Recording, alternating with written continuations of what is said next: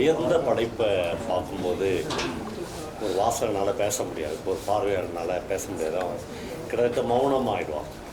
அந்த மாதிரியான ஒரு மனநிலையில் தான் நான் இருக்கேன். அருணுடைய 3 படைப்புகளையுமே நான் இந்த மாதிரி பிரிவில் பார்த்துருக்கேன். அருவி, வாள், 3 படமுமே இவ்வளோ தைரியம், அப்புறம் இவ்வளோ டைலாக்ஸ் வந்து ஒரு டைலாக் எழுதுறதே ஒரு ரைட்டருக்கு வந்து அவ்வளோ பெரிய கஷ்டம் சினிமாவில்.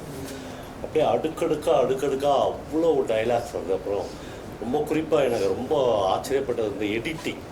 அப்படியே ஒரு இடம் கூட ஒரு பார்வையாளனை சோர்வுபடுத்தாமல் டக்குன்னு போயிட்டே இருந்துச்சு அந்த விஷயங்கள். கரண்ட்டு பாலிட்டிக்ஸை நம்முடைய மரபிலிருந்து எடுத்து, அதான் ஒரு கருப்பு சட்டை, ஒரு தடியிலேருந்து எடுத்த அந்த வேரை வந்து எந்த இடத்துலையுமே மிஸ் பண்ணாமல் இவ்வளோ பிரபாதமான ஒரு படைப்பை வந்து மாடர்னாக கொடுத்துருக்கிற அருணை வந்து இந்த சமயத்தில் நான் ஒரு படைப்பாளின்ற முறையில் கட்டி தழுவிக்கிறேன்.